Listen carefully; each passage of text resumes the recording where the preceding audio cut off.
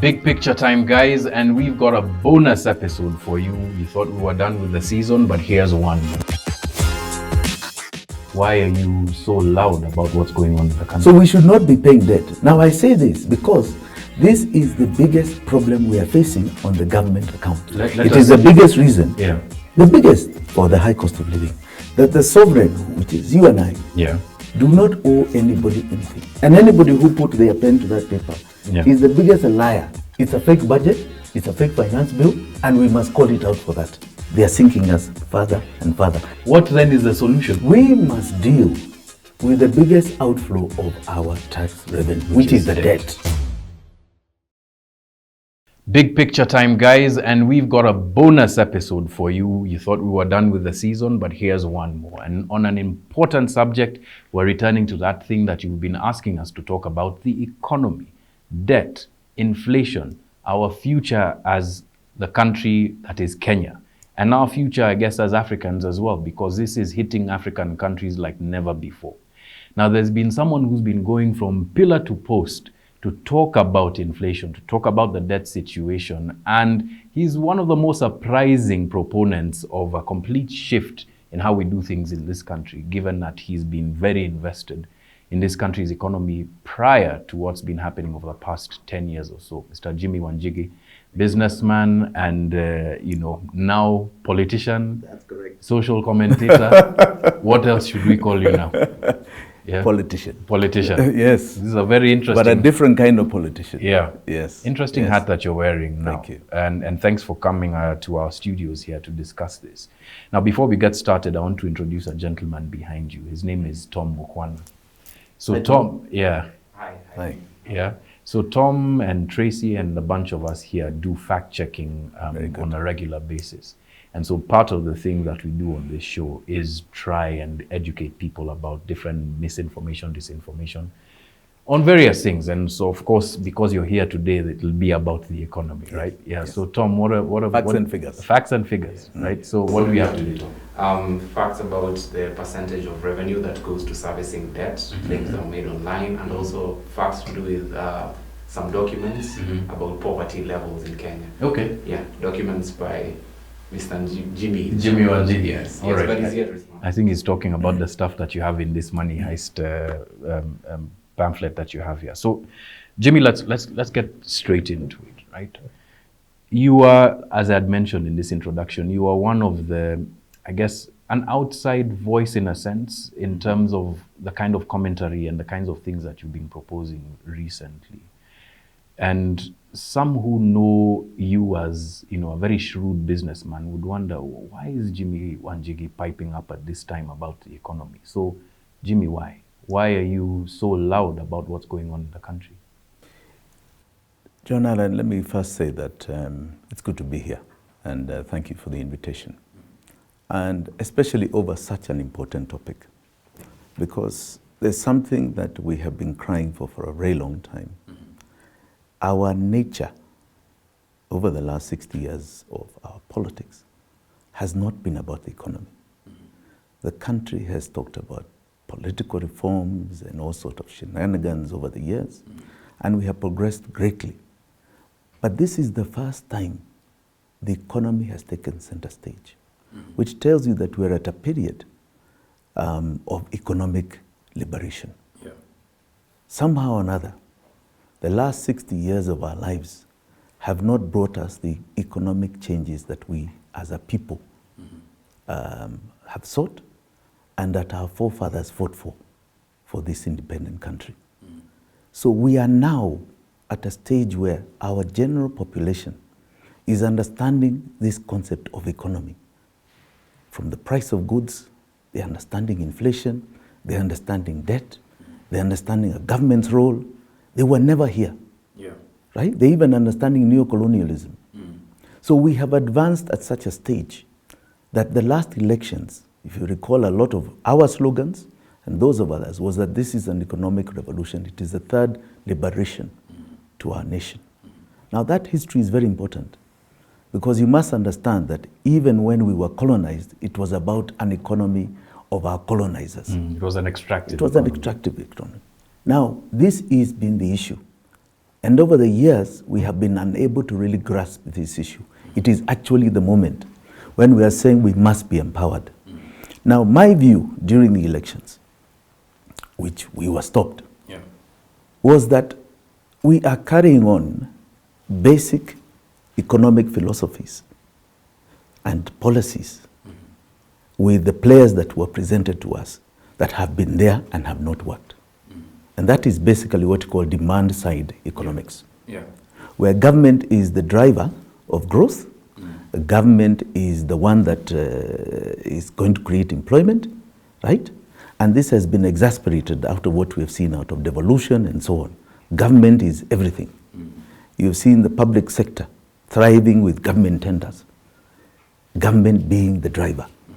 And some of us have been of the belief that long time ago, in fact over 10 years ago, after I believe we stabilized in the regime of Kibaki, this is now a time for supply-side economics, where the private sector drives it. Before we get into that, I mean, you're right about the intensity of the movement, but perhaps it's not the first time that Kenya has faced such an intense period. I mean, 30 years ago, you look back to 1993, and we were in the doldrums, in essentially almost like a copy-paste of what's happening today, right? So we had a very serious debt crisis. We had a very serious leadership crisis as well.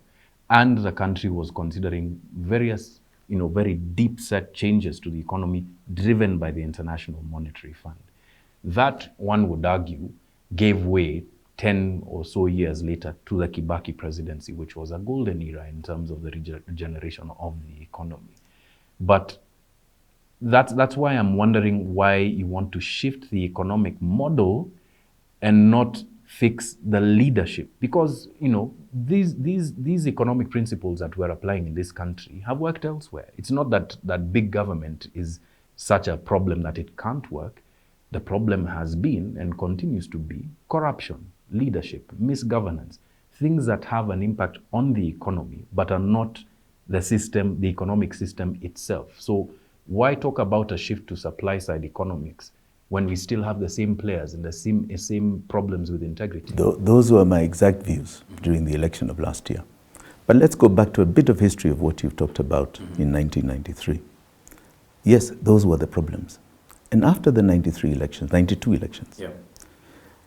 the government of President Daniel Arap Moi, I think it was 1995, went to Paris Club, because at the time most of our debt was under the bilaterals that fall under Paris Club. And they sought debt rescheduling. I remember the minister at the time, I think there was Honorable Kemo. And they sought debt rescheduling, which removed debt as an entire burden to a budget. So by the time Mwai Kibaki was coming in 2002, yes, he found a -1 GDP growth rate, first ever in the Republic of Kenya, and the last. But he did not carry over debt. That was one big relief that he had.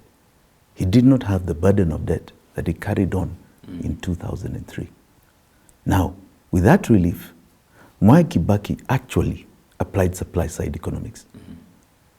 He literally removed the barriers to the private sector's growth. Look at your media, for example. At the time, you had only 2 TV stations, 1 radio station. He removed the barriers so that the private sector in the media could boom and marketing boom, because now we could spread our products, whatever we were producing, to a greater market, greater reach. And that's what he did. He actually applied supply-side economics. That was his model. He stimulated the economy with free primary education. Where he said, that will take on as a burden, but I give you back money. And that caused a big catalyst, because you then had money in your pocket and you could do something else with it. Went back into the economy as a stimulus. Now, his was supply side. And he did everything to remove the barriers to the private sector growing, right? And government came in a very strong way, unfortunately. But let me say unfortunately, because it was a bit of a contradiction to supply side. But he needed to boost infrastructure, because there was a very big gap with a -1 GDP that Moi had done. It can tell you that we had stopped growing. So there was a very big gap in infrastructure.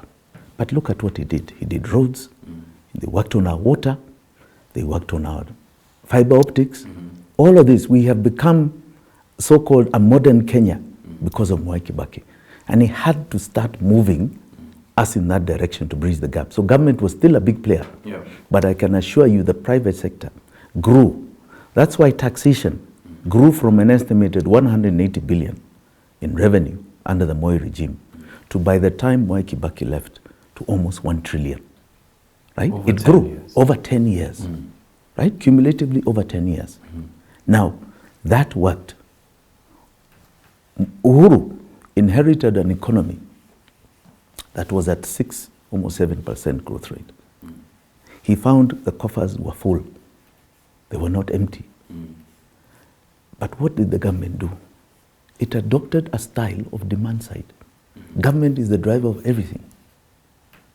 It took our debt from what was then about 18% to what I'm saying today is heading towards 80% of our revenue. This is what happened with demand side. It's heading to, but it's not there yet. Some estimates put it at 63, others put it at 67. I would like to give you some details as to where we are drawing that from. We have the actual statement of revenue and exchequer issues as of 28th April. There's one due now for May. Now, it says here, our tax revenue was estimated, revised to 2.1 trillion for this financial year. As of April, end of April, we've collected 1.573 trillion. So there's a deficit. Now, that deficit is May and June, right? The last 2 months. The last 2 months. Yeah. We've averaged this at about 150 billion a month. So you add it. So we're saying you get just over 1.8. You can then calculate, because our debt figure, also from the Treasury, as payments this financial year is 1,360,985,941. So almost 1.4 trillion. Calculate the percentage. That's not 65%. No, of course, it's largely, but it's floating between 60 and 70. Have you calculated the percentage difference? No, I haven't yet. So of course, it's now, out in the open that the past 10 years were disastrous in a sense when it comes to debt and taking on debt.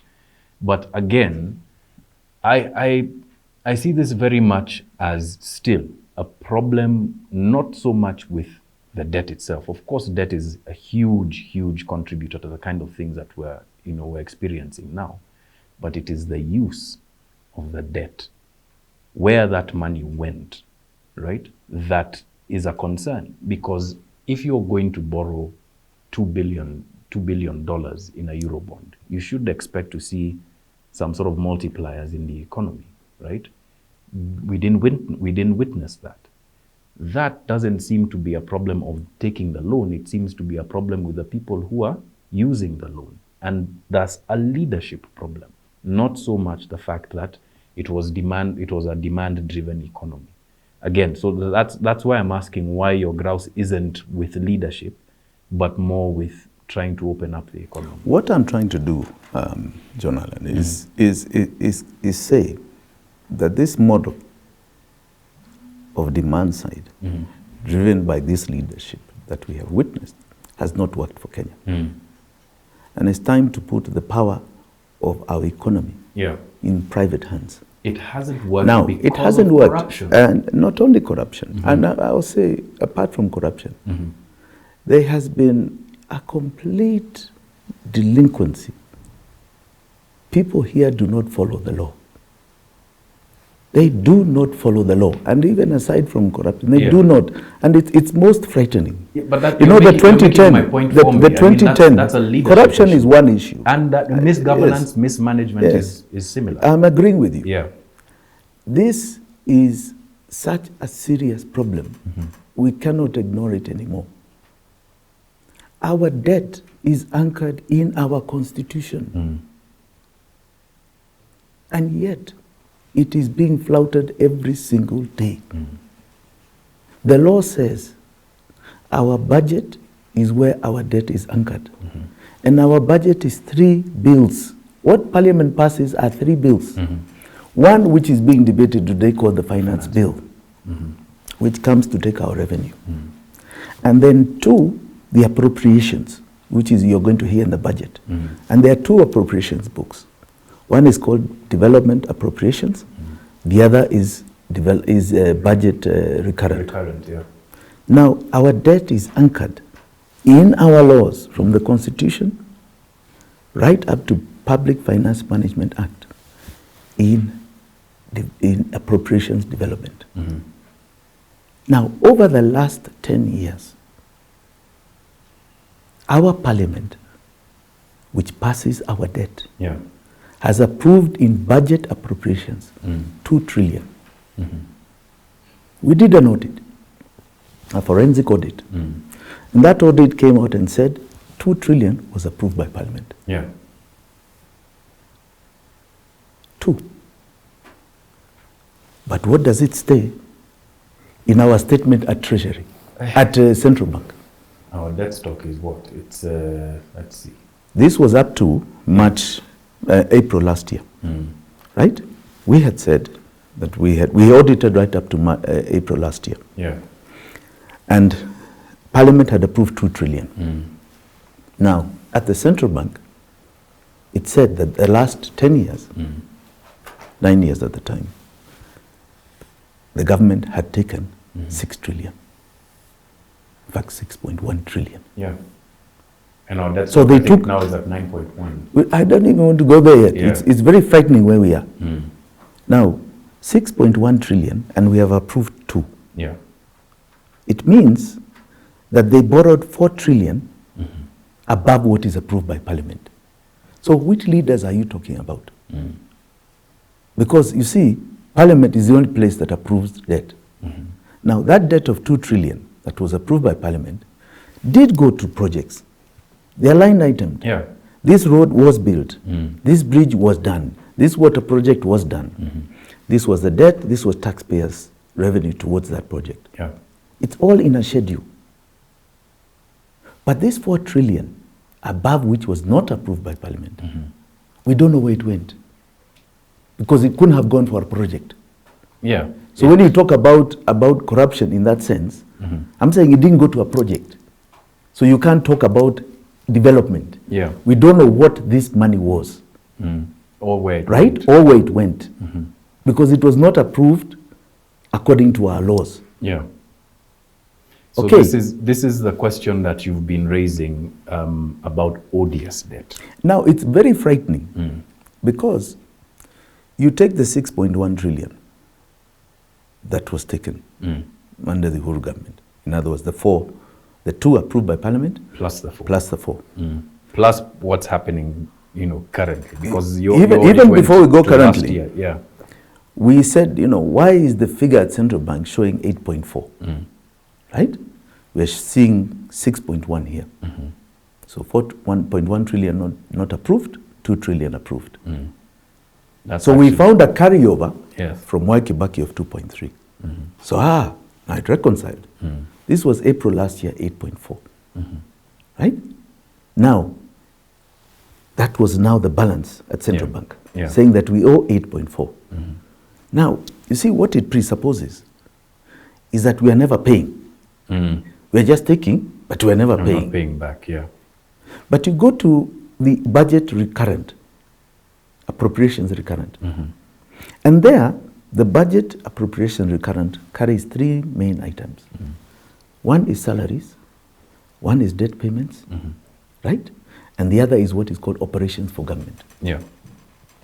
In that, our audit showed, just simple calculation, that we over the last 9 years paid 5.6 trillion.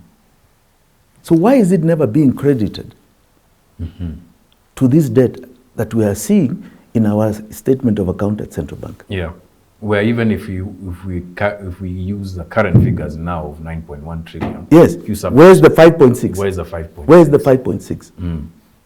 Right? So we hold the assertion that the sovereign, which is you and I, Yeah. do not owe anybody anything. Because we approved to. we can say the debt carried over from Mwai Kibaki of 5.3 is accurate. 2.3 rather is accurate. So that was a debt of 4.3. Inclusive of interest, by the way. Yeah. We have paid 5.6. So we've overpaid. So the Kenyan sovereign has a credit in the account of over $1 trillion. Right? So we should not be paying debt. Now I say this because this is the biggest problem we are facing on the government account. Yeah. Now I like to repeat this in very simple terms. If you were earning 100,000 shillings and you went to ask for a bank loan that is more than 30,000 shillings, Yeah. right? On the basis of revenue of 100,000 shillings, the bank would tell you that is the maximum. 30% of your revenue to take as a debt, that's your maximum. Right? Because if you take more than that, you're going to have to find a way of borrowing somewhere else to meet your lifestyle. A country is very similar. Well, similar to the extent that, you know, those terms do apply, but countries are different in that you can extend the term of the loan. No. Yeah. It is a question of revenue. How much of your revenue is going to pay debt? That is the crunk. Right? Never forget that yardage.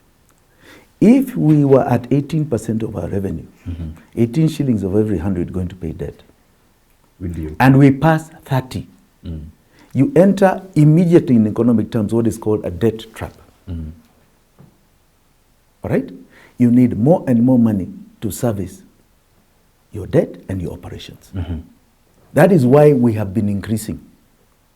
So by this argument, then Kenya got into a debt trap in 2015 when, you know, I think the debt to GDP ratio was, I think it was 48% thereabouts, right? So just over that 30%. Now, I don't like to use the debt to GDP ratio because it's look at America's debt to GDP ratio, right? I can't remember the figure, but I know it's more than even ours. But if you look at the repayment of debt, debt servicing ratio, it is only 13%. And you can see the kind of wars you are seeing in Congress over raising the debt ceiling. And there are 13% of their revenue going to pay debt. In fact, it's one of the things I intend to present to Parliament on this debate of the debt ceiling, right? And debt being anchored to GDP. I would like to see debt being anchored to our revenue servicing capacity. So when you pass 30%, we passed that, I agree, around 2015 or so. 2015, right? Now, when you pass that, you enter a debt trap. You need more and more debt to service your life. This is why we are where we are, principally. The second is that we've also had a big drop in the shilling, right? And if you take our debt stock, especially in dollars, remember we have to raise shillings to pay for those dollars. We've estimated of late that with the current foreign debt stock, every shilling we drop is between 38 and 40 billion shilling increase in our debt, which is a very frightening figure. We are dropping almost a shilling every week, every 2 weeks. Right? It's now 140 something. It's 141 as we speak. It is very frightening. Just the other day it was 120. So you're looking at that and saying we're headed towards, just on depreciation of the shilling, an increase in debt of another 1 trillion, 800, almost 1 trillion. We're heading there. That is very frightening because we cannot see an end to it. But there's a precedent in how things can work out, right? So Ghana had a similar balance of payments, crisis. How they worked it out was that they're trying to renegotiate to start paying off their debts in cedis, right? So that takes pressure off of the economy in terms of looking for dollars to be able to do that. We're in a conversation right now with the International Monetary Fund, possibly for a similar arrangement or the extension of the term of our debts. The problem, though, are our commercial lenders. How do you negotiate with guys like that? I would like to address this in a different way, so that we are keeping to the problem statement, right? Why we have a bad economy. Government has been driving the economy. So when you look at government expenditure, right? Government expenditure. The biggest item, outflow of its expenditure is debt, right? Yeah. It's not counties, it is not salaries, it is debt. That is why we have a problem. Yeah. And is eating more and more of our revenue every year. The next financial year, it is 1.7 trillion from 1.4 to be paid out. Because of the Eurobond repayments next year. Yes. To be paid out is 1.7 at today's exchange rate. We don't know what it will be tomorrow or the day after. It may get to 2 trillion payout in the next financial year. Isn't the estimation by some people that the dollar could go up almost to 200? It's the most frightening thing. I don't even like to imagine that because our life will become horrific here. It's already horrific. Now that will be untenable. Yeah. Now, if that is the biggest payment, that means government is sapping revenue from the private sector, from commercial banks, in order to operate. Because if it's 80% as we're estimating of our revenue going to debt, government then needs, in terms of, we're giving a 100% sort of term. So let's say 100 shillings, 80 is going to debt. Right? So it's going out, not coming back to Wanjiko. They need about 30 shillings to go to the county, so the negative 1, negative 10. Negative 10. You need another 50 shillings to go for salaries. So they're you're negative 60. For government operations, you need another 30. Pensions. Yes. Which is one of the first obligations. You have not, now pensions don't come. Yeah, pensions are, you have not paid pensions. Yeah, you haven't right? paid pensions. You haven't paid pensions. And you haven't paid OPEX. OPEX is estimated another 30. So you're 90, and you talk about pensions, you are at 100. So if you're earning 100,000 shillings, you've borrowed another 100,000 shillings to live. Right? Which is an impossibility. You've reached the end, you can't borrow more. So it has sapped money from the banks, illegally. Because remember, this is going for recurrent expenditure, not for development. To feed themselves, to put petrol in cars, to take flights, to pay county salaries and to pay government salaries. You're borrowing domestically. This is where the tragedy is, and this is where a break of the law came. Right? Because you have this mountain of debt you cannot deal with. So you've come to break the law and look for money elsewhere. Now, that's where the Eurobond you're talking about. We are supposed to borrow for development. There's no line item in the appropriations on the Eurobond for any development. Now there I agree. I've spoken to Edward Ouko, I've spoken to Kimani Ichung'wah, interestingly, who say the same thing, that they asked the question and they never really got an answer. It's unclear where the Eurobond went, which, Jimmy, unfortunately brings me back to the same question I've been asking. This is a mismanagement and a corruption issue. I understand that. Now, let's put that aside for a moment. You're talking about supply-side economics, right? The Kenya Kwanza government has proposals on how they want to restart the economy. Number one, through subsidizing production via agriculture. Thus, the conversation about registering 5 million farmers, giving subsidized fertilizer, and hoping for a bumper harvest sometime in the next 3 months or so. Second is by restarting manufacturing. And I think the one vehicle that they're looking at for doing this has been via housing. Sort of like guaranteeing investors in housing repayments for the housing, via the housing levy fund. Right? So two things that are important that could restart the economy, and yet, we're still in the same situation. John Allan, let me just cut you. Those things are not important. Agriculture they will not work the way they proposed. The finance bill is where they put their policy documents. Let's not talk about any other thing they've said. And the finance bill is saying this. We're estimating here that the revenue going to be collected this financial year, ending this month, is about 1.8, maybe almost 1.9. I don't believe it will get 1.9. Right? Trillion. We still have a deficit. We still have a deficit. If you read the finance bill, government is proposing with new tax measures. This GDP to tax ratio to raise revenue in 1 year. Of a trillion shillings. In addition to 1.8, 1.9, to go to 2.9 trillion in tax revenue in 1 year. 1 year. I gave you the figure of Mwai Kibaki. Yeah. He took it from 180 to almost 1 trillion in 10 years. Cumulatively about 80 billion a year. Uhuru took it from 1 trillion to what we're ending now, because this is his budget, to another 1.8, another 800 billion. Cumulatively in 10 years. And Uhuru inherited a wonderful economy. Beautiful growth rate, money, coffers, not a lot of debt to pay. Right?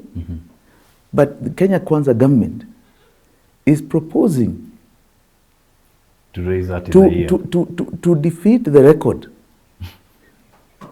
of the previous presidents. What they did in 10 years, they can suddenly, they have got some miracle that will extract from us another 1 trillion in 1 year. They don't even have the capacity to be able to look for that money. It's an absurdity. An absurdity. And anybody who put their pen to that paper is the biggest liar we've ever seen. It is an impossible goal. All right? So when you put an impossible goal, there's nothing else that's credible. So don't talk about housing or fertilizer or anything else. To me, this is a nonsense bill. Right? Because it is fake with its target. Well, the so target, it's unachievable. The target it means the target what is it means. Highly ambitious. No, it's not highly ambitious. It's an impossibility. Okay. Right? In this economy. I don't even want to say we're even in stagnation. I didn't even say even if it was the best of times. Right? It's an impossibility. Unless the government has decided it's raiding us in totality. That 100% of all our income is going to pay the government. Then you tell me where the growth is. That's nowhere. It kills us. That's what the target is. Yeah. So don't tell me about there's some catalyst anyway. There's no catalyst. It's a fake budget. It's a fake finance bill. Right? And we must call it out for that. The minute anybody puts a fake target on paper, just like the fake debt, it is an impossibility, it is a lie, it is not going to happen. Okay. Now, so it is for some other purpose. Jimmy, but not for our growth. You're putting us in a you're painting a very, very difficult situation. And I understand what the reality is, Jimmy. However, what then is the solution? Now, for someone who's watching this now. That's the point. Yeah. That is why I'm saying we must deal with the biggest outflow of our tax revenue, which is the debt. Yes. And there are 3 ways of dealing with the debt. All right? 3. Right? Directly. The 4th way is what the Kenya Kwanza government is trying to do. To tax us out of it. Tax us out of it. And you can see what they are targeting because of that problem. It's because of that problem. It's not to catalyze any growth. It's because of that problem. I am saying we address the debt directly. Okay. And you mentioned Ghana. Ghana addressed the debt directly. So there are 3 ways. 1, do what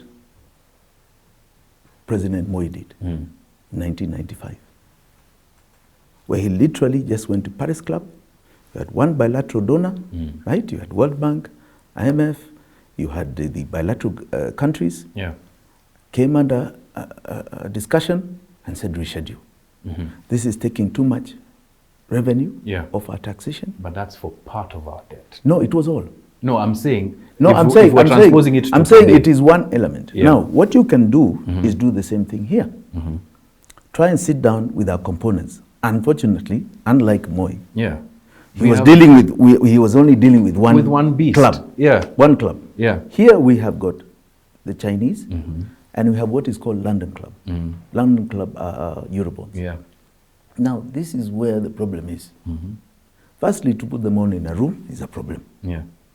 Secondly, because everyone starts bickering, who you're saving from us to pay who, nakuwa maneno mingi. Second, one thing they will demand is an audit of this entire debt.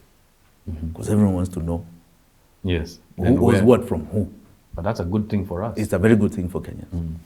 The third is a proviso that was put in the London Club debt, these Eurobonds. which are now 900 and something. Yeah. Because we're taking three batches. We want to take one next year. I don't think we can. So it's 900 plus, right, with current exchange rates. Now, they have a very clear proviso in their agreements. Should we ask as a country for rescheduling of our debt, they must be paid in full first. So you cannot sit down until we pay all that money in full. So you can't constitute a rescheduling. So that's basically You that's can't constitute a rescheduling. that's a technical default that we are declaring. Straight. And a technical default, folks, for people watching, is where a government says that it temporarily can't pay its debts, and it triggers now those kinds of clauses, discussion. You know, where you have to pay your debts in full, especially for commercial debt, and that's usually the avenue that a lot of countries that have been in this crisis go through. Yes. But anyway, carry on.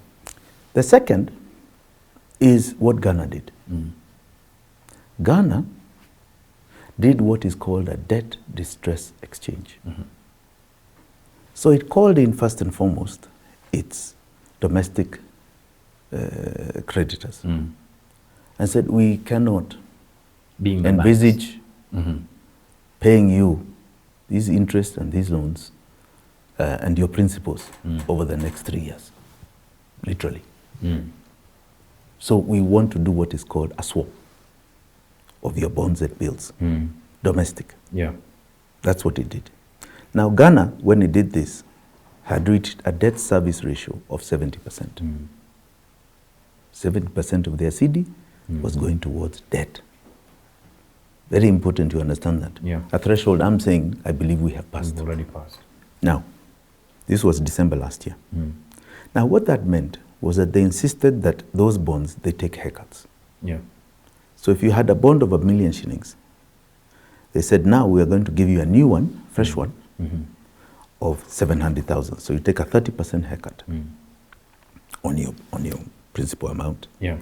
And they postponed interest payments, right, to up to 3 years. And said, if you're getting 10%, now we're going to give you 5% in 10 years. Now, that immediately causes what you call a bank crisis. Yeah. Right? Where the banks become almost insolvent. Because they have no cash flow. They have no cash flow. So that was passed on to account holders. So John, you wake up in the morning, you find 30% of your savings has been cut. Right? 30% of your current account has also been cut, the same 30%. Yeah. So it went down because if you don't do that, you have a bank crisis.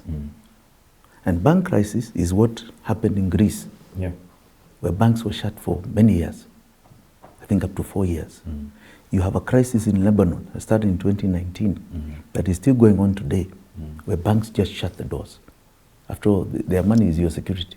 Is their security, right? And we are the sovereign. So Ghana is probably the best case to ours. Yeah, because we've actually tracked very similarly to Ghana. So now that means that we declare default. We literally say, as you said earlier, that we are unable to meet these commitments. Now everybody who holds our debt, come here to the table. Right? And since you can't auction Kenya and take it away, you have right? to renegotiate. You now renegotiate. But nuance, that we can't meet the debt as currently constituted. Yes. That we need to renegotiate, not that we are insolvent, like we can't do it. That's a distinction that I think a lot of people are missing. That when we declare default, it's like saying, hatuna pesa hata kidogo. You know, we'd have no money. It's just that we don't have enough the kind of money to be able to pay you in the schedule that we had proposed. Not only the kind of money to pay you, we cannot do that and raise more money to service our requirements. So now that means this, that we literally postpone a payment of 1.7 trillion this financial year. That you can give back, but I'll come to that. Right? Now, I can tell you authoritatively today that discussions have already begun. Right? Between the government and banks.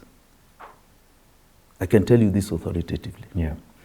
The government has called in banks and have said, local banks, we have a situation that they believe is a win-win on both sides, right? We are coming out for bonds and bills, and you're bidding for high interest, but short term. Yeah. Nobody wants to loan the government more than 90 days. And it's becoming very difficult for the government to meet that commitment. So they're saying you have a lot of long-term bonds, 10-year, 5-year, 3-year bonds. Bring them as stock. So they've calculated a stock of about 600 billion shillings. And they've said, give us back, because those interest rates were done some time ago. Yeah. Right? At 10 maybe percent. And now the floating interest rate has gone up. So you're going to lose value on them anyway, as banks. So we swap. So they're already doing there's a suggestion on the table to do a swap. Now, the negotiations have reached a stage where banks are saying, fine, but we are not going to take more than, we want less than 5 years on all this. And the minimum is 15% interest rate. Yeah. Right? 15%. And 15%. And we want, if it's a 10-year bond or even more, fine. We want now below 5 years and we want 15% interest rate. And the government has come back and said, no problem, we can negotiate that, but can you give us another 300 billion? Yeah. Jimmy, where are you getting all of this? You said you're because authoritative. Authoritative, because you know, we have a lot of banker friends. You know, we're in the private sector, so I can tell you this has been going on the last 2 weeks. Yeah. So this is already a negotiation. Okay, I'm telling you authoritatively, this is already a negotiation. Yeah. Where they're taking long-term bonds, they are going to switch. They are switching them for shorter-term bonds, higher interest rate, and asking for additional money. But right? do Now, banks have even that if liquidity? Now, this is the big question, and many of the small banks are not interested in this. The bigger banks are desperate because they can smell what is coming. Yeah. This is coming because they can all smell a problem of payment. But you see, now just to divert slightly, that's also a problem which in part is of their doing or their participation. You remember as banks? Yes, remember when the Uhuru regime, you know, was offering such tasty, you know, bonds and bills to the banks, they refused to lend to the local market, to you and I. Yes. And bought all of, you know, and snapped up all of those bonds. So it's a difficult position that we're in a country where you can see what the banks did, right? You know that what they did harmed the economy because they were profiteering basically on a situation in which the country was in. And we saw those huge profits being declared every year. You know, every year, year on year, you know, profits in the hundreds now, John, of billions. for you and I who are the sovereign, yeah, we should be saying, where is the authority in our appropriations to take that debt? It doesn't exist. It does not exist.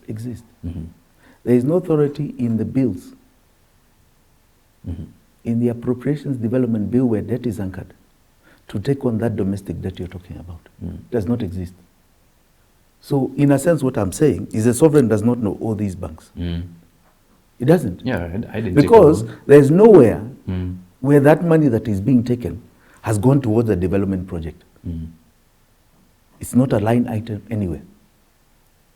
And the only other avenue government can take money is short-term cash flow problems that do not go more than 1 year. That's the PFM Act. Yeah.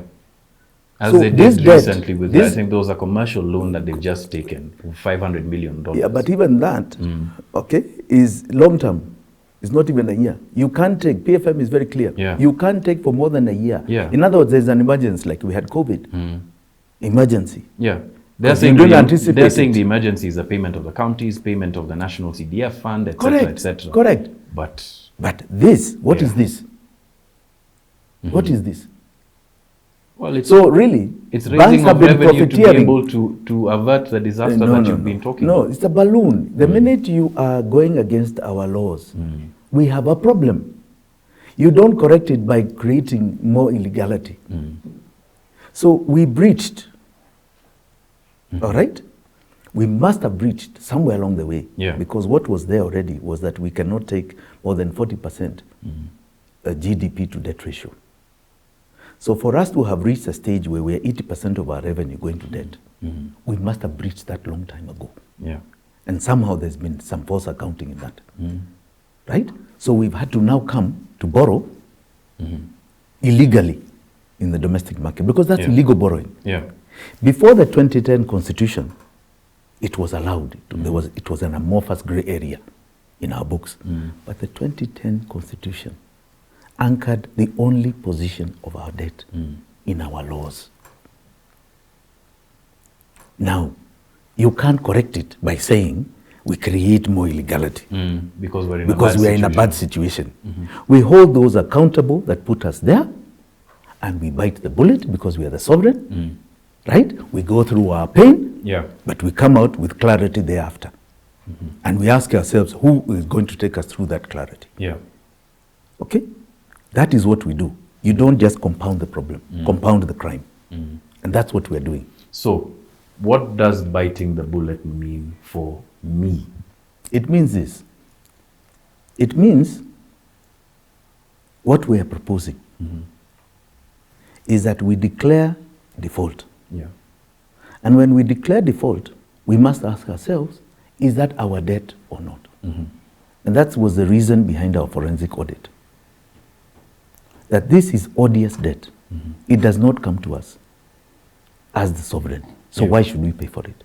Those who are accountable, who broke our laws, who ensured that this money does not come back to Wanjigi and Mora, must be held accountable, and we must be freed from this monster that is plaguing our lives. It is the biggest reason, the biggest, for the high cost of living. Let us speak in specifics about responsibility, because very soon Kenyans are going to want blood.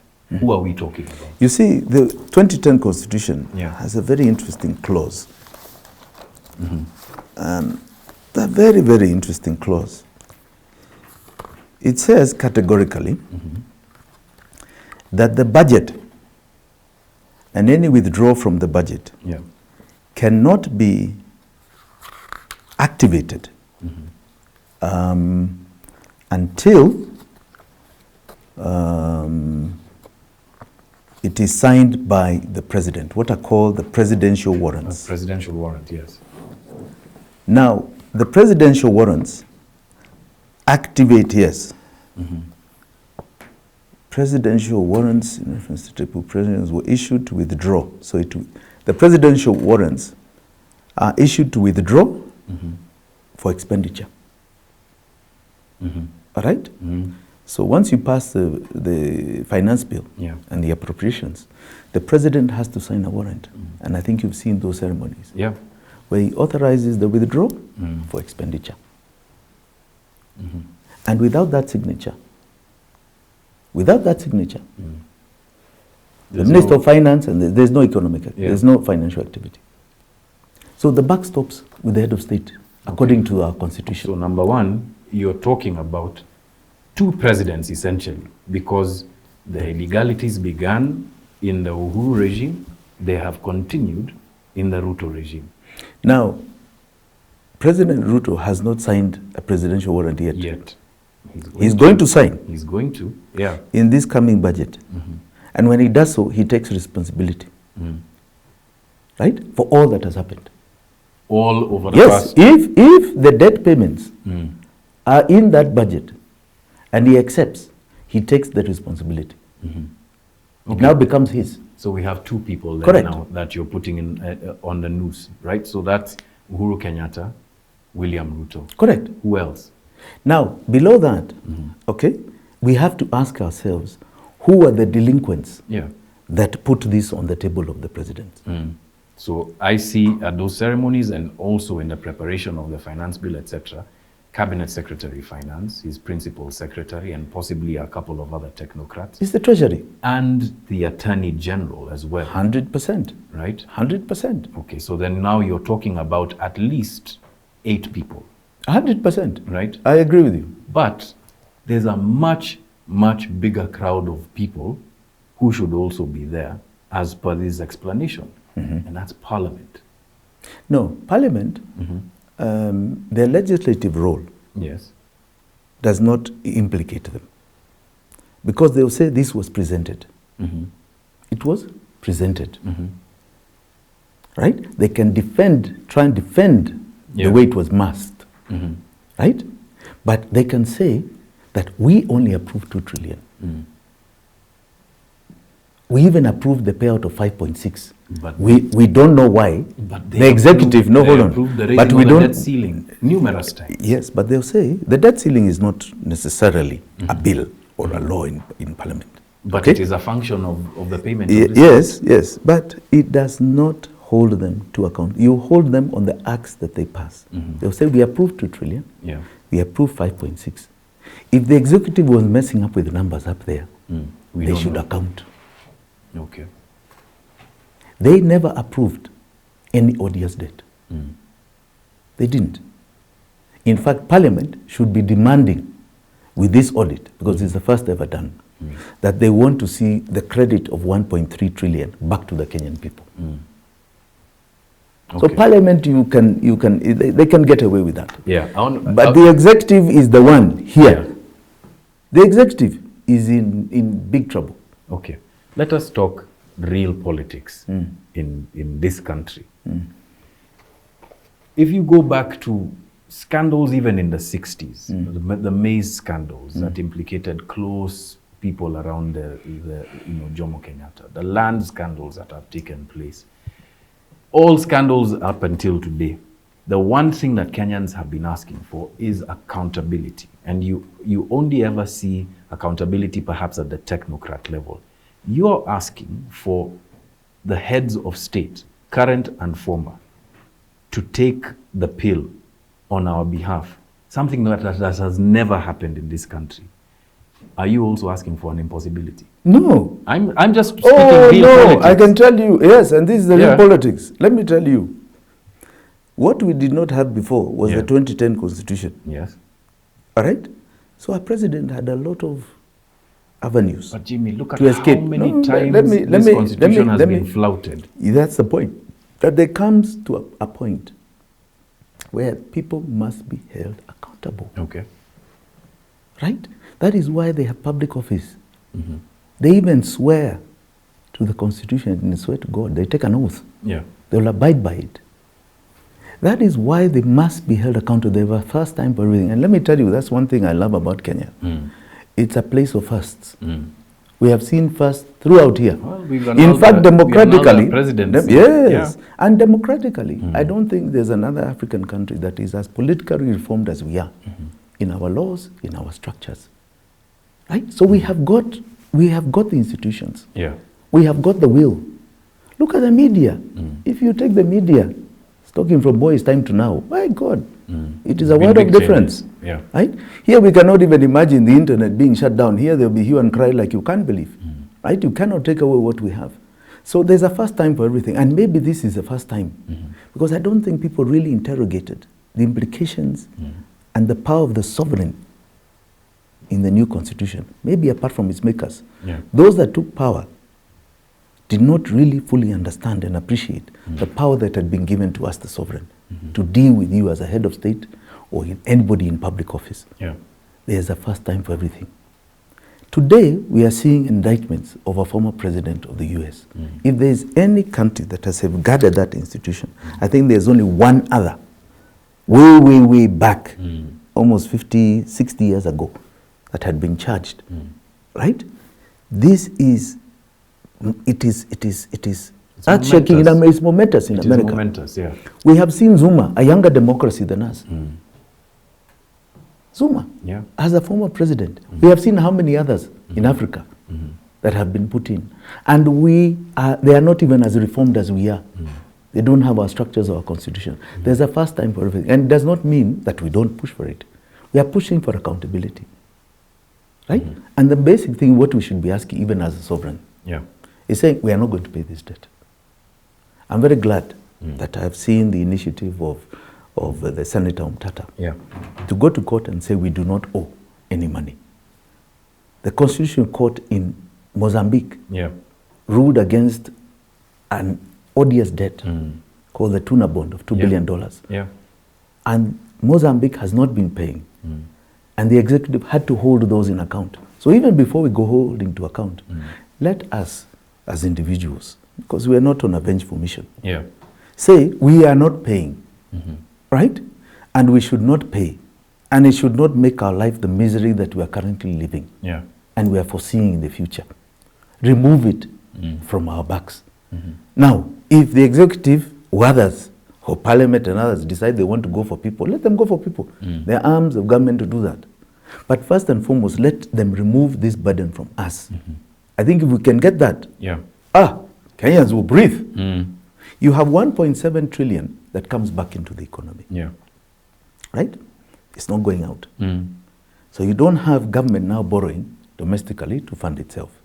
But more importantly, it is now a time to decide policies, economic policies. And this is what I'm saying, that ODS or even debt default will have wide implications on our lives. We'll still see a high inflation rate in the short term, right? We'll see a depreciation of our currency in the short term. It will be hard, but we'll be seeing a window if there is a proactive approach from government on the supply side economics. So for example, you can say, in this finance bill, they're proposing to raise VAT to 18%, to 16%, sorry, from 8. You can say we can go back to 8 if they pass it, for example. We can give that relief because now we don't need the revenue. Right? We can give all sorts of other tax breaks on Kenyans to lower the cost that we'll be facing of very high inflation. Ghana's inflation went up to 50%. Right? It's now coming down. Right? They can also say, right? We are now no longer going to borrow from banks. Right? We are now going to borrow from pension funds. We are now going to borrow from insurance companies. These are big holders of credit or SACCOs. Right? You imagine if that money now comes back into the banking system, right? For you and I to go and get some loans, we'll be talking about interest of 5% and lower. So it will fuel economic activity. So this is not borrowing from these institutions in the short term? Yes, in short or medium. It doesn't need to. You see, it has relief. So you now create a bigger cake, right? And buy yourself time, 2-3 years, right? And you'll be talking a more buoyant economy. But the way they are going with this finance bill, they are sinking us further and further. And I can assure you, eventually we are coming there. The good thing is that when you begin it early, it's more on your terms. If you do it later, then it's on other people's terms. Actually, the advice, at least even looking at the experiences that we've had in the past in Africa, is one of the things to do is take that bitter pill early. Yes. That we're in agreement about. Correct. So my view, before we get into anything else, is that we must agree the policies that work. And this is a great time to define our economic policies, even as parties, even as candidates, even as a nation. Right? That's why the principles of what you see a conservative or Republican or Labour Party, you see, these are the principles. What is your economic model? What is your ideological philosophy? Right? Now I'm saying demand side, which was first and successfully introduced, not first, but one of the most successful stories is Reaganomics. Reaganomics. He went in after Carter's economy was in total shambles, demand side. He introduced supply side economics. He said that we had reached the threshold in America, what is called the Laffer curve, right, of collecting tax. Remember, they had all sorts of wars at the time. He said, now, forget it. Right? America had so much power it can print. So it said, now I'm giving back. Right?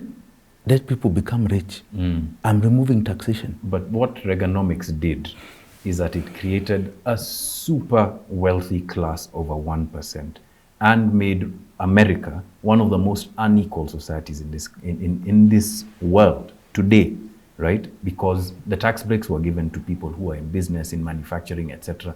Perhaps even for, even to give him a bone for noble reasons, right? Being able to restart the economy. What has that done today? It was trickle-down economics. Exactly. Right? And it worked. It is still working even today. To an extent. Really? To an extent, Jimmy.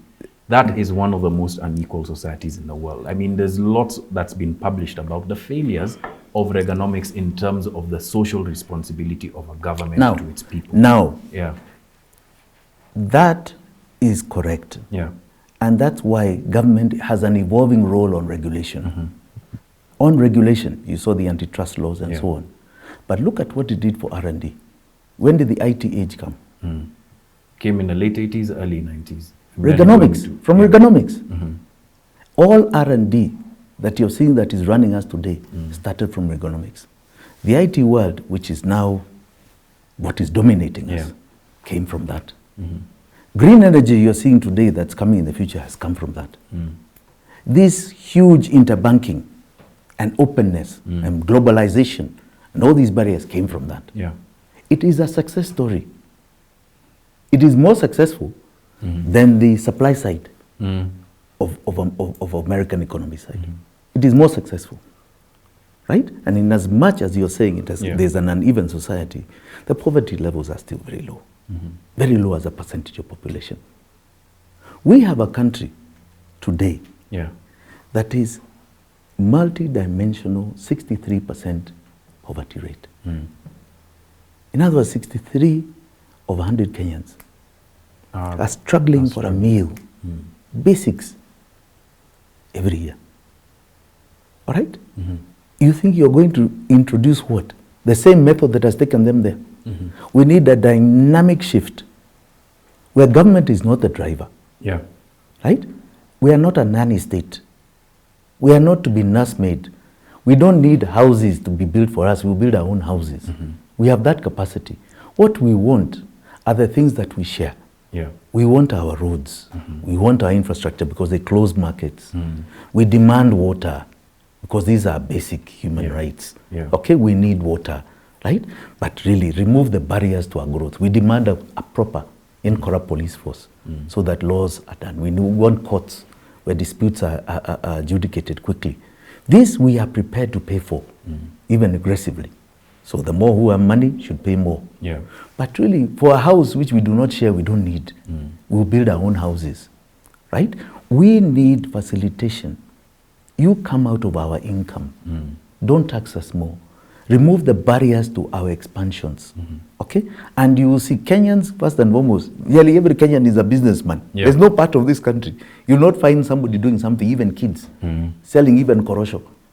Okay, we have that knack. It's a very unique knack, right? We are hardworking, we are ethical, and we like biashara. People like making money.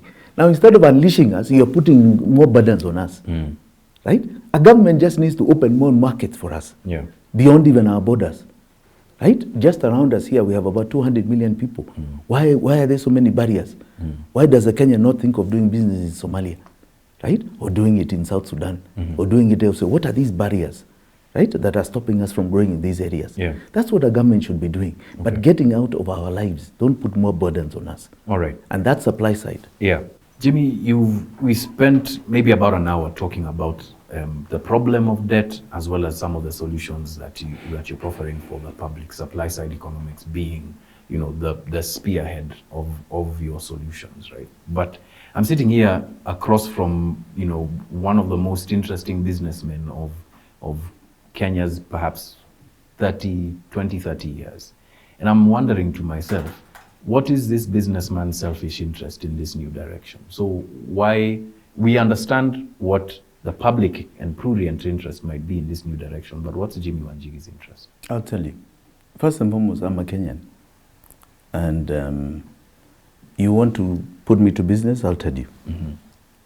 As a businessman, there's no joy in making money where there's no money.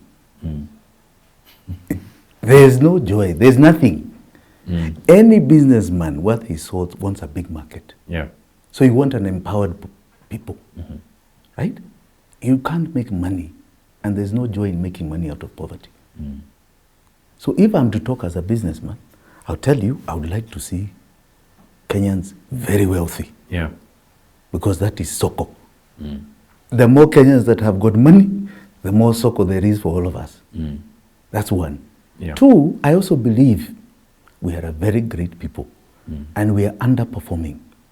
Our potential is beyond these borders of ours here.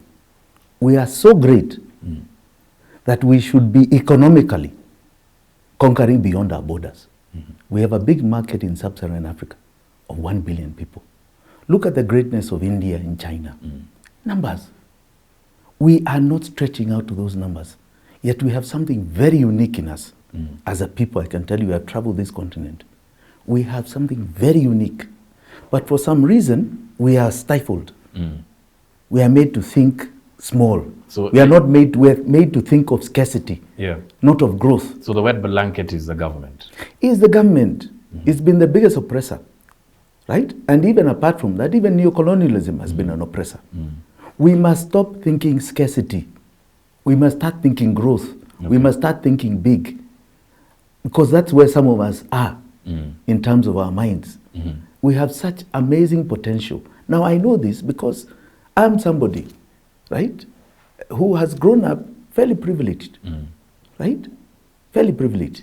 I have never costered food. I have never costered basic things, right, all my life. Now, why? What makes me so special as a Kenyan? We are all God's children here. Every Kenyan has that right and should be able to get it, unless they just want to sleep, right? Every Kenyan should have access to it. Do you think there's a Mzungu who wakes up in the morning in believing that he will not get food? Yet we are being made to think about the price of unga. Unga being a scarcity for 63% of Kenyans. We have got to start getting out of our scarcity mentality. Scarcity mentality and start thinking conquest. Start thinking big, start looking at a very different paradigm shift to the way we've lived. All right. And government is not going to be our nursemaid. It has done it for 60 years, right? And all they've done is stifle our growth.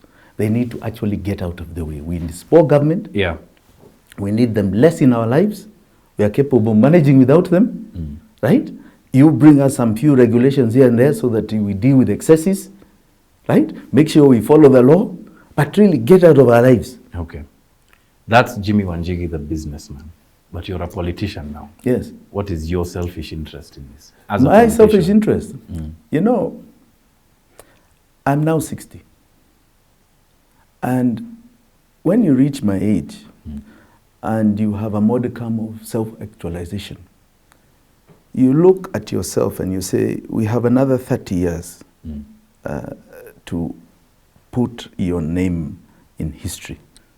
And many people reach my age, my status, decide you're either going into philanthropy or you're doing those sort of things, right?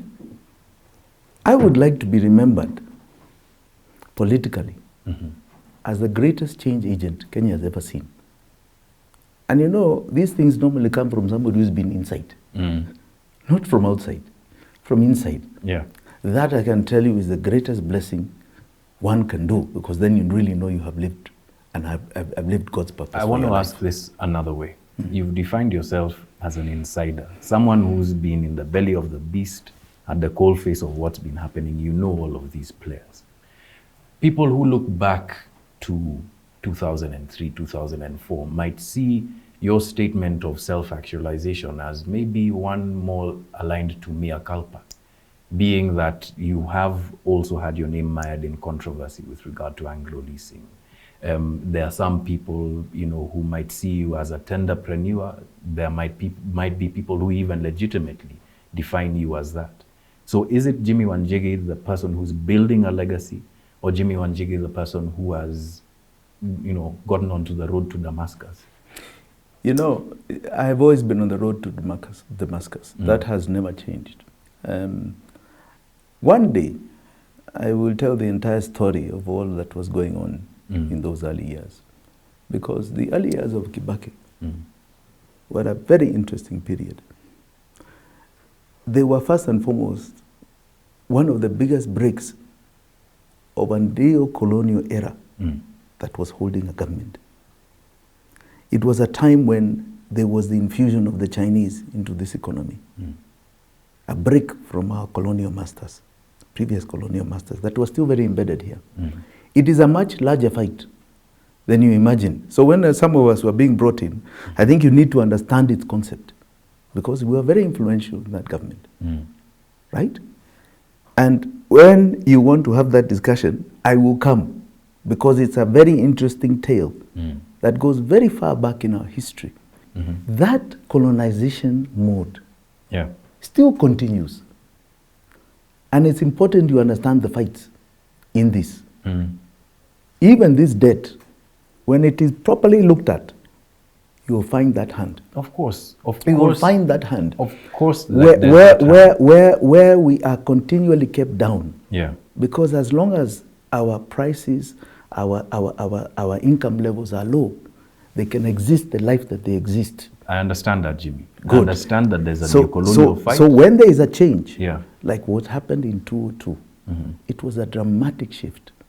Kibaki's supply-side economics, yeah, and Kibaki's avenue of opening up to new players caused a very big stir, and many of us got caught into it. It was more noise than reality. It was more political and economic alignments of foreigners rather than even local. So it was a very big game. And I would love to come for that story. That's what I'm saying. Yeah. I have been inside. I've always been a man on the road to Damascus. The route has always been the empowerment of Kenyans. Always. When we brought the Chinese to start doing roads, we cut prices by 2/3. 2/3. We not only 2/3, we quickened lead times. Yeah. So what would take 3 years, we're able to do in 1.5 years. Okay? And we put concessionary money on the table. We were getting 15 years, we were getting 22 to 35 years for that infrastructure. So it was very soft. That's why when Kibaki left, only 18 shillings was going to debt. It was very soft money. Now, if you want to tell me about the abuses that came after, I think you know my role in that railway project. I was completely against it, being a government project. That is a project I had begun in 2008, right, as a private project. Yeah. A PPP with China Road and Bridge. We put in proposals. We wanted to replace RVR, which was failing. And our proposal, after we did the technical, feasibility and technical studies, was that it was going to cost from Mombasa to Malaba about 55 billion at the time. Yeah. Right? And really, what we were doing is not doing the civil works you're seeing going up. It was going to be a track on the ground, but SGR track. Okay? Now, we were getting our return really like real estate. Right? So we lay the track, and those vendors, right, come and bring the rolling stock, right, and they rent our truck. We had a 7-8 year return on that investment. So you get your return through them repayments on rolling stock. And we were going to take shareholding. We were going to agree on shareholding of Kenya Railways because it was their land. So they were the ultimate landlord. So Kenyans would get back money, right? That is what we were doing. At the time we were proposing this, cargo being moved by RVR had reduced to about 3-4%. Okay? And we, in our estimates, even if we had gone to 45%, had a return on that investment within 7 years, 8 years. Okay? So we had done a business model, supply side economics. No burden on the tax man. No burden. Tax revenue is public money. Yeah. No public money. In fact, a return to the public, right? Because we would have paid rent to Kenya Railways. That's public investment. Now, that is the model that we were trying to inculcate even as early as 2013. 2008 we started, but we knew that is something now the next regime can now do. But the government chose demand side. Government is going to do it. The price went from 55 billion to 380 billion. And not to Malaba, just Mombasa, Nairobi. And this is why we started falling out. Those are my friends. We fell out. This was the start of falling out. It was policy. It was not a deal. It was policy. If you do this, right, you are creating agony on the public because you're going to need more and more money. right, to sustain this kind of expenditure. And that is the reason why we are where we are today. That was the beginning of their demand-side economics that has led to this ballooned debt that we are suffering for today. And this is what I was disagreeing with as early as that time. It was not personal. It was policy. Did it ever become personal between you and the former president? No. Maybe he took it personally. I don't know. You better ask him. Because I told him I'm disagreeing with his policies in totality. I'll tell you another one, which I think people should know, because it affects us every day today, called power. Power. We worked very hard, and I'll say that was my initiative, to push what you saw as the 5,000 megawatt scheme. Increase our power. This last mile program? No. This is before this. If you look in the papers, I think 2013, 2014, the Ministry of Energy rolled out what they called an increase of our power production. From the current, it was at the time 2,000 megawatts, just under, to 5,000 megawatts. They then rolled out two very interesting proposals. 1,000 megawatt proposal in Namu for coal, and 1,000 in Dongokundu for LNG.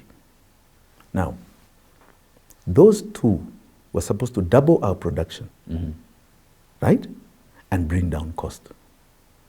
It's important to understand the model. Government was putting no money. It was just giving land, right?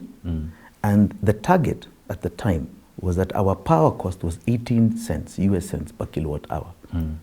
Bring it down to 9 cents, half it, right? Half it or below, right?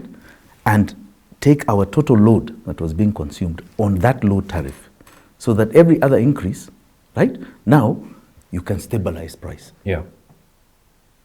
Private, no government guarantee. Because power projects, there's no government guarantee. Kenya has had credibility. No government guarantee. That project, very well done.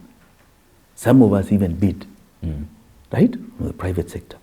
We had, I think, about 30 to 40 people that were interested. We had just under 10 bidders. The winning prices were as low as 7 US cents. That never got actualized. Today, I can assure you, had that been actualized, we are paying 31 US cents per kilowatt hour. Would be paying 4. Okay, out of LNG. We'll be paying 4. That's why I'm talking about models. It takes one to have been inside to understand the different models. Government wants to fuel this for their own reasons, where they don't need to. I can assure you, if there's competition, private sector, prices come down, like anything. You have access, or you had access, to Uhuru Kenyatta, by extension William Ruto, and possibly you also have your own personal relationship with him, I don't know. Very, very close with Raila Odinga. These are people who are in the spectre now. They're the people on the scene now, William Ruto especially. Why not speak to him directly and tell him these things? Well, remember we're in an election. We were in an election. And in the election... Now we're in the fight of our lives. I agree, John. In that election, I was very clear. I did not vote. And I think I was where majority of voters were. The 8 million voters who did not show up. Because I did not see the economic policies of either side being able to take us out of this problem. They were still thinking about demand-side welfare state. One was talking about giving money to Mama Mboga. The other was talking about handouts to 6,000 shillings to people who are sleeping at home, whether they are working or not. This is welfare state kind of demand-side politics. We are not a socialist country. We are not a communist nation.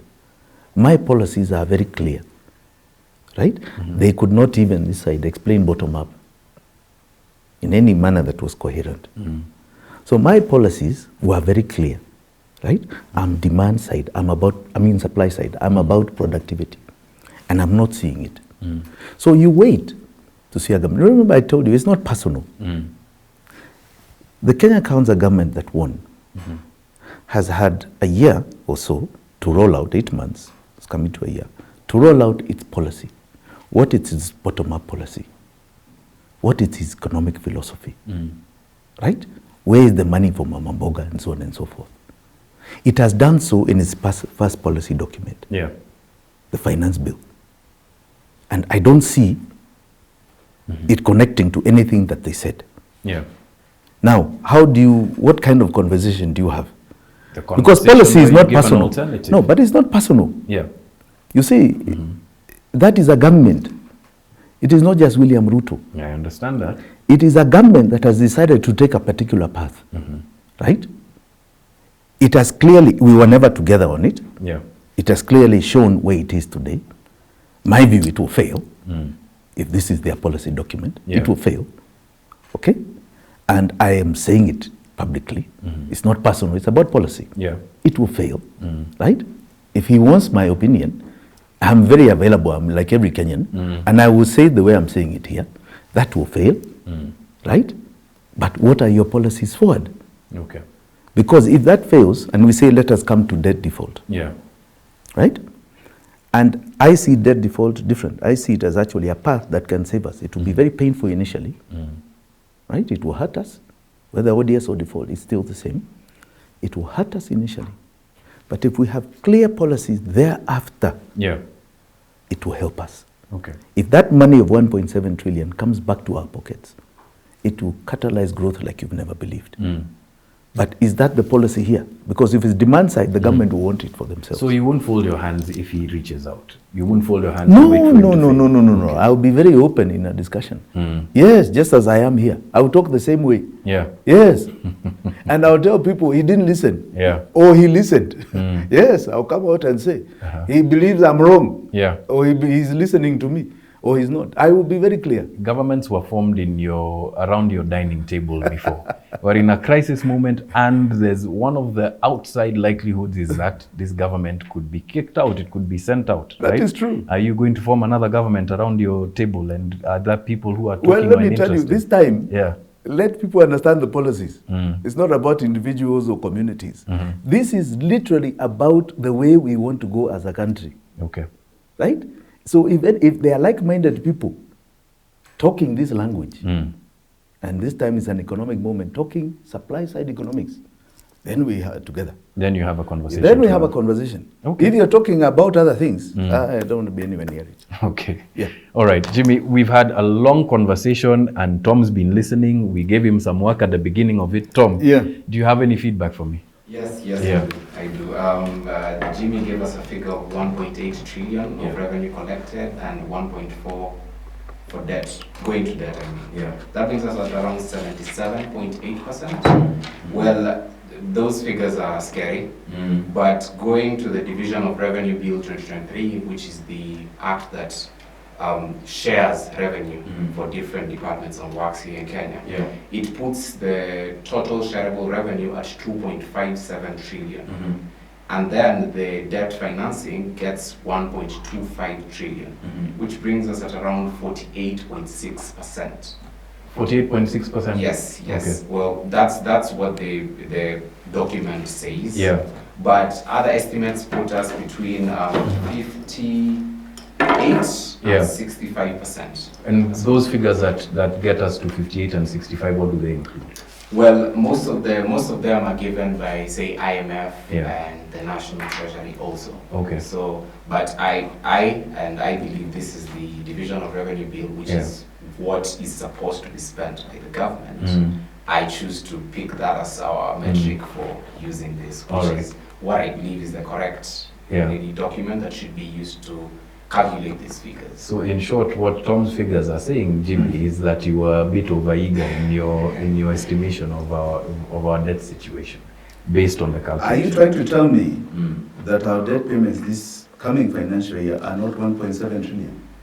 They are at 1.25 trillion, according to that document. That is complete falsity. These are government figures, my friend. So are those. What's the source of that? That document? Check central bank, check national treasury, take everything that is even in the current budget. The current debt that is to be paid in this coming financial year is 1.672653 Those are printed estimates, right? No, these are not. This is printed estimates. Yeah. Revised estimates, printed estimates. Yeah, the revised depending on estimates are far lower, right? Yeah, but this is the printed estimate. But we're going with actually dedicated amounts for these, not printed estimates, I think. That's what you should refer to, right? What, revised? No. You don't take revised, you take printed. What is printed? Estimates. Yes. As opposed to the division. You know why it's estimate? Yeah. Why is it estimate? I think the estimated, it's there in the definition. A lot of it is because of foreign currency calculations. Yes. So you choose those estimated figures over the 100%. Yes. Yes. Why so? Because where have they ever followed division of revenue bill? But it's what goes to the parliament. Where have they ever followed it? So, you know what I think the situation is here? We have a factual statement, a statement of fact as what they're supposed to do. And the reality in not following the law, which is the discussion that we had. Correct. Yeah. Where have they followed? So I told you that they were supposed to borrow 2 trillion. Have they followed it? That therein lies the. Have they followed it? That's the caveat. Yeah. Yes. Yeah. Are we on the same page? Yes, we are on the same page. All right. So we're coming to the end of the conversation now. And as you might have noticed, we have a bit of a tradition here. Louis has That's what he's been doing there. Yes. And so he's been looking at you and he wanted to give you this. This is our... That's a good one. Yeah. So that's our way of saying thanks. That's actually quite close, right? Oh, very close. Thank you so much. This is really nice. Yeah. Someone told me to ask I can you. go home with it. Yeah. Oh, we'll this is give really this nice. one to you. Someone told me to ask you, Jimmy, as a last question, that, people know you as a fairly rich person. How many times a day are you asked, Nitoleza macho? You know, when you enter politics, that is a daily occurrence. It's a daily question. If you look at my phone, most of the messages are nothing else. Oh, really? Because you give out your number. Nitumia Mpesa. I think it's actually very sad. It's increased over the last even now after the election. It's really very, very sad. It's very, very sad. In fact, it's more now than even during the election period. Wow. Tells you the desperation. So then people are feeling it's it. very, very sad. And it's very sad cases. There are people who have been kicked out of their homes, mothers with children, sick kids, very, very sick kids. Mm. We have a foundation and we're trying to do a few of those cases, but we can never handle You can't everything. do everything. It's just too much. It's just too much.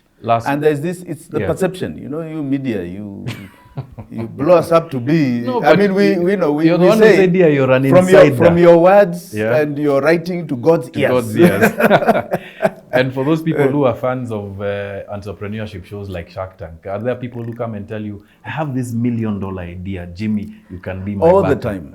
All the time. All right. Unfortunately, not Kenyans. Oh, really? But all the time. Have you backed the any interest? of those? The interest in Kenya is phenomenal. Mm. We just need to get this model right. Mm-hmm. And it would be good to see it coming from Kenyans. Yeah. Right now, any Kenyan who has a bit of savings is worried that they are seeing the devaluation of their shilling. Yeah. And they're worried about what's coming. So people want to know now, how do I hide from this crisis? So Those those are the questions. Those are the questions that are now coming. Yeah. Nobody's looking at investment. Is how do I hide? Yeah. Yeah. So I tell them, you can't hide. You know, you're the sovereign. Yeah. We should all we should take this so that we hold people account. Yeah. So God willing, we will get there and we will come out of this rut. Great. Yeah. Jimmy Wanjigi. Thank you. Thank you very much for joining us on The Big Picture. Really appreciate it. Very interesting conversation, folks, as you've just heard. It's a long one, but I think it's one worth paying attention to, worth listening to, even worth going into the facts and trying to debunk anything that you might have heard here that you don't agree with. But necessarily, it is a conversation, or at least part of the conversation that Kenyans are having and should be having for the long term, because it affects our wallets, it affects our purses, it affects our fridges, it affects our stores and our granaries, it affects our future. The conversation about our debt, the conversation about the economy. Now, speaking of economy, we also run a very tight shop here, but we also need money. We have a Patreon account. If you want to support us, you can support us on Patreon. But also, if you don't have anything, that's fine. Just follow us, subscribe to our channels, follow our work, share these conversations, and help us get more interesting guests like Jimmy and others here on The Big Picture. My name is John Allan Namu. We'll catch you on the next one.